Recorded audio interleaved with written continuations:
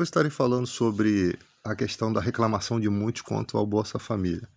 Mas antes vou falar daquela questão da ilha Webster, daquela ilha de Webster, sei lá, onde ficou provado ali com algumas fotos o envolvimento ali do presidente americano e outras figuras, e muitas que devem ter até figuras brasileiras envolvidas até com televisão, né, com emissoras de televisão. E isso tudo eu tô vendo muita pressão da mídia para manter ali algumas informações fora de certos contextos para que o presidente americano continue no poder, tá? E aquela ilha lá tinha que ser investigada porque ali pode existir muitos corpos, né? E às vezes eu fico imaginando até pessoas que sumiram aí no auge da fama do lutador Vitor Belfort, como a irmã dele, né? Pode ter sido vítima ali dessa ilha, a gente não sabe, né? Porque é uma pessoa que nunca mais apareceu e muita coisa pode estar escondida ali, tá? Eu só estou dando um exemplo aqui de um fato que até hoje o cara deve sofrer por nessas buscas pela irmã dele. Mas falando aqui da questão do Bolsa Família, eu vejo muita gente reclamando muito. Ah, que Bolsa Família é para parasita, para preguiçoso. Cara, eu não vejo essa reclamação em relação às filhas de militares, né? As viúvas de militares, as filhas que recebem pensões muito gordas, né? Que são financiadas pelo nosso dinheiro, né? São pagas aí com o dinheiro da gente aí. É lógico que eles têm ali as suas contribuições. Eu não acho que o militar que tem uma alta patente não deveria deixar uma boa herança, mas poderia ser um seguro, né? Alguma coisa relacionada a um seguro bom para sua família, ou algumas coisas nesse sentido. Mas eu não vejo ninguém reclamando disso. Eu não vejo ninguém reclamando quanto aos gastos, né? Para aumento do membro lá dos militares, uísque, picanha, tudo isso daí, gastos militares, e também os gastos dentro da política, né? Os benefícios que os políticos têm, os benefícios que o judiciário tem. Mas quando vai beneficiar o povo com alguma coisa, eles não querem. Se faz um programa para o estudante, acha que é desperdício de dinheiro. Se faz um programa para o retorno do dinheiro que o povo já paga em inúmeros impostos, né? Que a gente paga muito imposto em todo o alimento que a gente compra, tudo que a gente compra tem muitas tarifas, muitos impostos. Mas se esse dinheiro retorna para o trabalhador, retorna para as pessoas, eles acham que não pode. Poderiam fazer um incentivo para o trabalhador, ao invés de pegar o seu FGTS e ficar na Caixa Econômica, dá o direito ao trabalhador de pegar esse investimento e investir, por exemplo, no PagSeguro, né? Transfere, porque ali ele vai ter um dinheirinho muito melhor, né, de juros ao passar dos anos. Mas ninguém fala nada quando eles pegam o nosso FGTS para usar, né, a juros baixos, um dinheiro que é nosso, que deveria estar rendendo dinheiro para a gente. Ele é feito uso, né? Ele é emprestado, né? Ninguém fala nada quando as empresas declaram falência e aí com o sistema político conseguem trazer recursos para aquela empresa ficar de pé. Quando o nosso dinheiro tem que socorrer empresas como o Correio, né? Porque algumas outras empresas tomaram o lugar das coisas boas que onde o Correio lucrava e acabou afundando uma estatal brasileira, acabou fundando os Correios, né? E se o Correio parar, inúmeras pessoas ficarão desempregadas. Então tem que o governo socorrer o Correio, porque alguém fez alguma coisa errada e a gente acaba pagando.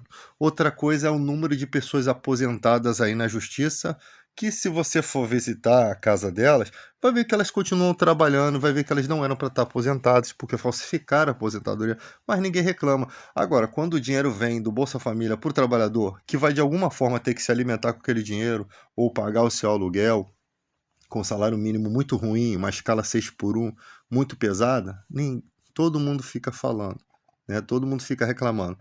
Mas se o governo pegar e restabelecer as creches em horários integral, né, as mãezinhas vão poder colocar os seus filhos de manhã e pegar só à tarde.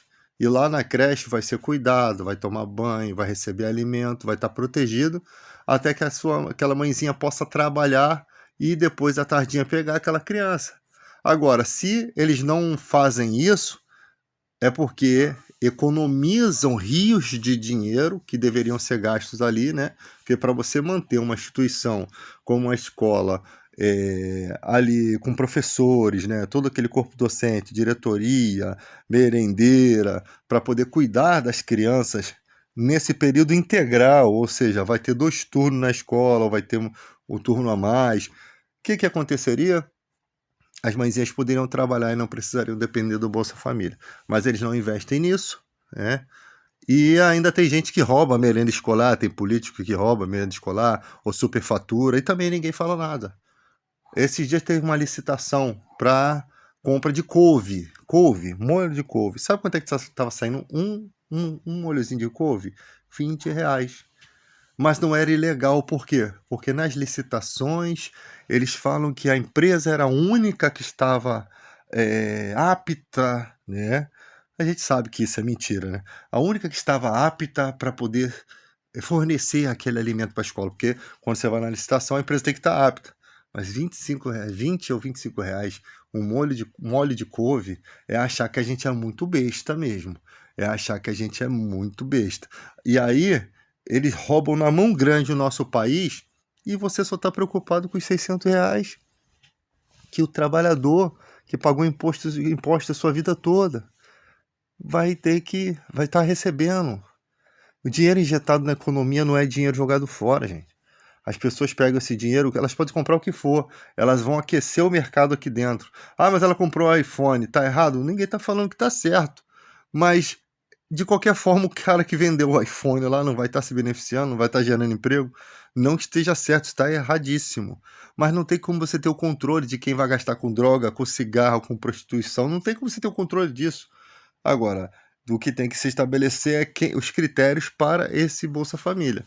Quem realmente ele foi colocado para dar os recursos para gente que realmente não tem as condições. O que está acontecendo no Brasil é que tem gente que recebe tendo as condições e tem gente que não tem condições e não está recebendo. Ou que foi suspenso e não conseguiu correr atrás, porque simplesmente suspende e a pessoa não consegue mais restabelecer.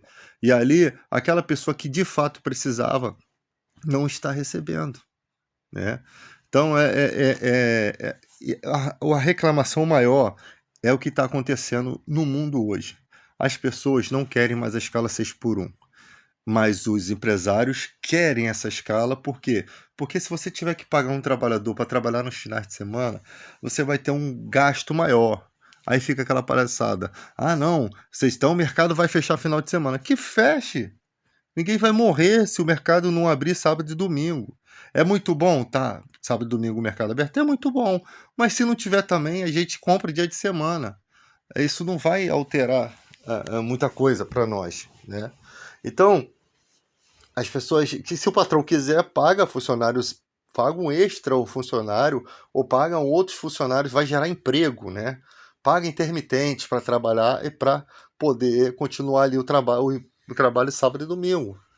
O que não pode é o trabalhador sobrecarregado, muitas vezes doente, sem cuidar da saúde, sem conseguir ver o crescimento dos filhos, pessoas que só morreram trabalhando, praticamente não viveram, só sustentaram os filhos com roupa, escola, mas e o carinho? Essas pessoas que trabalham, elas tinham que participar, elas tinham que ter o carinho dos filhos, a atenção, estar presente, vendo, protegendo, né?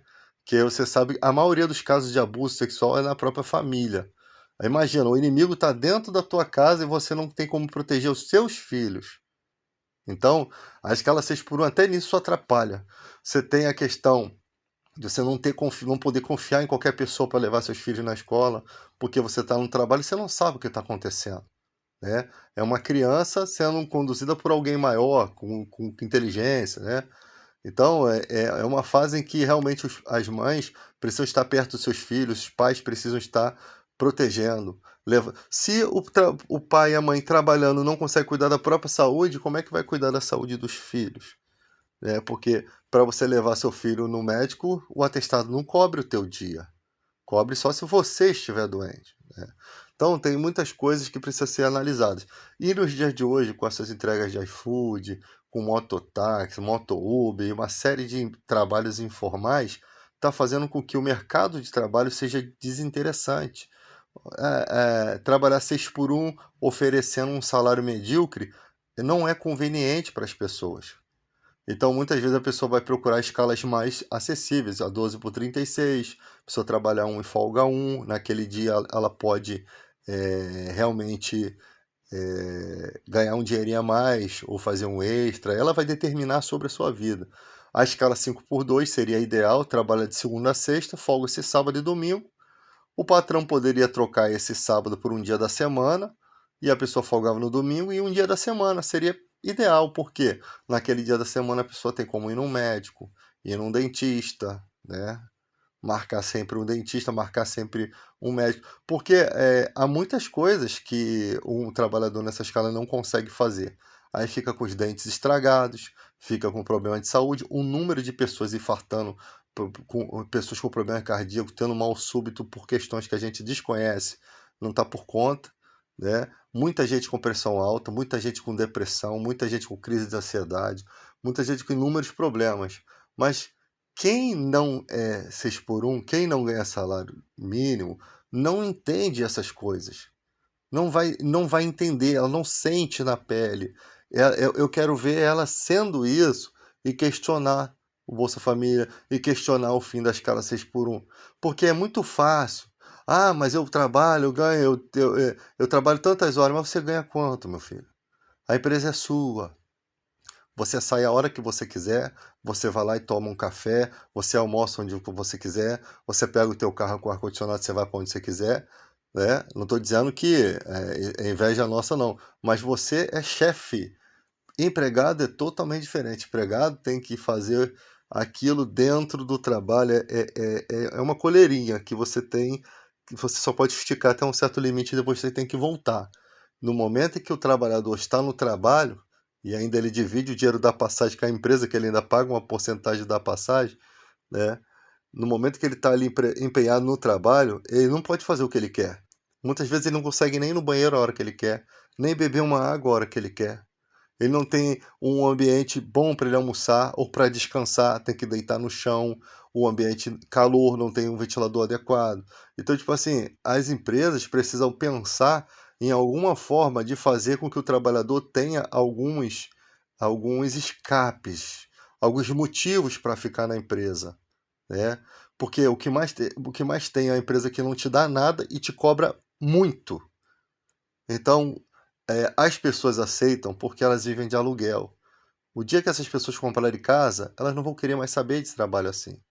Infelizmente, não há um plano de moradia para as pessoas, porque se houvesse um plano de moradia, né, a pessoa trabalhadora, sem logo de cara já inscrita num programa do Minha Casa Minha Vida, e ela poder ajudar com recursos ali, pequenos recursos, para ela comprar a casinha dela, né?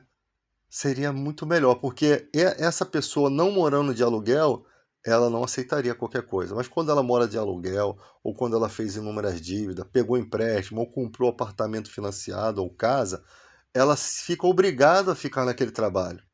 Por isso que tem tanta gente presa no trabalho, porque ela não consegue sair do endividamento. Então, se ela sair daquele trabalho, a burocracia que ela vai ter, as coisas vai atrapalhar. E se você não pagar aluguel, você é despejado. O problema no Brasil é esse, as pessoas não ter casa.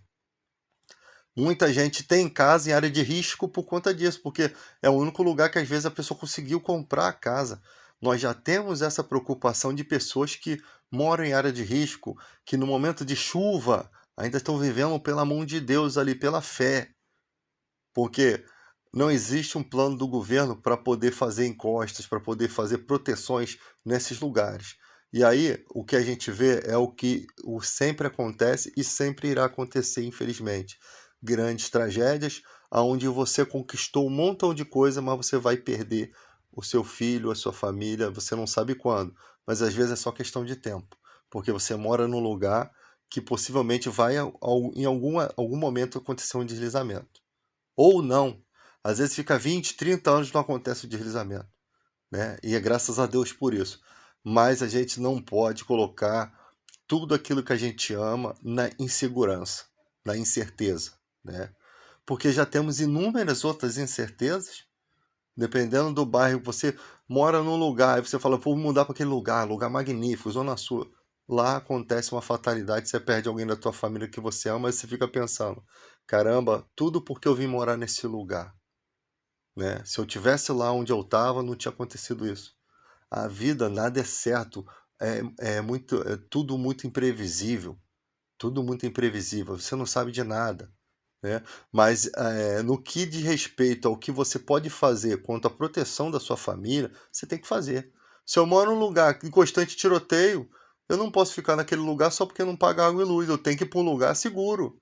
Ou eu tenho que ir para um lugar onde eu tenho paz. Às vezes você mora num lugar maravilhoso, mas seus vizinhos não são gente boa. Você não tem paz, você tem gente que tá querendo arrumar problema. Então, tipo assim, cara, como é que eu vou viver numa situação dessa? E tem gente que vive num lugar muito bom e vai para um lugar péssimo, né? Vai para um lugar péssimo porque cresceu o olho num negócio, porque achou que ia ser, né, próspero lá, largou um lugar que já estava feliz para ir para um lugar completamente ruim. E toda a sua decisão estraga toda a vida da sua família. Às vezes teus filhos estavam numa escola boa. Então a falta de contentamento do ser humano também, essa inquietude que as pessoas têm, que tem que ter sempre as coisas melhores, né? Eu fico só observando, né? Eu fico observando muito isso, porque as pessoas são mal, elas são mal desenroladas na vida, são mal resolvidas. A pessoa consegue ser enganada. O brasileiro é o povo mais enganado que eu já vi na face da terra. Você chega no supermercado, você chega no supermercado não, você chega no shopping center, tem as barraquinhas de doce ali, que tu vai lá bonitinho, aí tu compra lá 3 pés de moleque, R$ 50. É o povo mais tapeado que eu já vi. Olha que barraquinha linda de fine, a criança olha assim, o olho chega a brilha.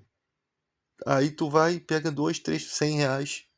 Um negócio que podia ter comprado na loja americana, sabe? Então, o brasileiro é muito impulsivo, ele compra muitas coisas no impulso, né? E aí, por outro lado, os lojistas, as pessoas que trabalham nas lojas, sobrecarregadas, tem que bater meta. Aí o chefe vai aumentando cada dia a meta. Daqui a pouco o cara tá comprando o baú da felicidade, só de meta que ele tem que bater para se ele quiser ganhar um pouquinho mais do que o salário mínimo. Até o ponto de que tem lugares que nunca deixa você bater a meta. Você vai tentar bater a meta e eles fazem o cálculo errado para você nunca bater, porque agora o chefe já também não quer dar o dinheiro pro trabalhador. É uma sacanagem isso aqui, mano. Infelizmente é um país assim. Aí você vai comprar uma motinha elétrica, né? Uma motinha que não dá para andar na chuva, né? Que tem muitas vezes você não sabe da onde veio aquela motinha, você não sabe aonde tem uma autorizada daquilo. Quem vai consertar essa porcaria se der ruim? Você só sabe que tu vai andar sem pagar gasolina. Pronto, é só isso que o brasileiro quer saber. Quer enfiar essa porcaria na tomada, carregar, tá, compra a motinha, 10 mil reais, 9 mil reais, beleza, 9 mil reais é dinheiro pra caceta. Pra você ganhar 9 mil reais, tu tem que trabalhar aí 8, 9 meses, por aí. Né? Uma indenização aí de 8 anos de trabalho é 30 mil reais, pra tu ter ideia, 30, 40 mil reais, dependendo do que você trabalha. Mas geralmente cara vai lá e não é prestação. Aí a prestação ela sai a 15, 20 mil. Nossa, dava pra comprar um bom carro, mas a pessoa compra aquela motinha. Primeira chuva, só corroendo. Segunda chuva, depois de um ano, aquilo tá encostado. Você não sabe quem conserta. E se for trocar a bateria que viciou, ela custa de 9 mil a moto, ela custa 2.500 a bateria blindada de lítio. Então, o brasileiro compra porcaria demais importado a preços. Cara, é só você ver os guarda-roupa que a gente compra. É poeira de madeira com cola, prensado aquilo ali. Que o cara faz um móvel muito lindo, né?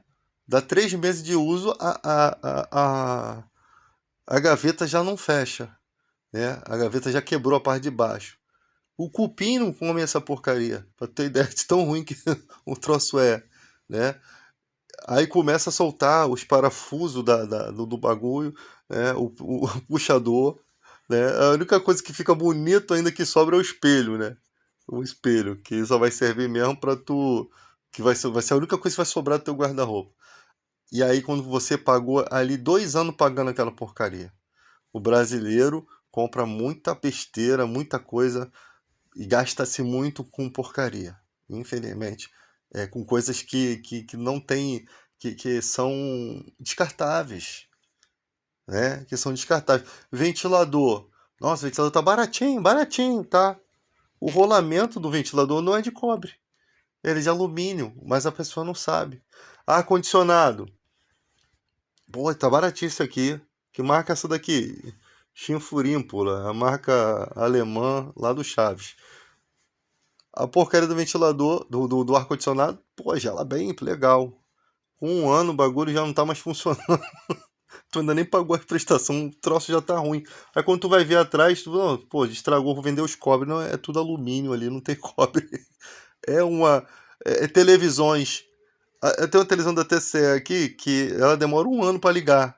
Se eu quiser ver o Fantástico, se eu quiser ver o Fantástico, eu tenho que ligar a televisão uma semana antes para mim poder ver o Fantástico. Senão, quando eu acendo a televisão, eu já tô vendo já o Serginho Grosman no Altas Horas, porque é o tempo que a televisão demora para ligar. Então tem uma série de porcaria que a gente vai comprando que não serve para nada. Tipo assim, tu vai se irritando com as coisas. As coisas não têm não durabilidade. Não tem durabilidade.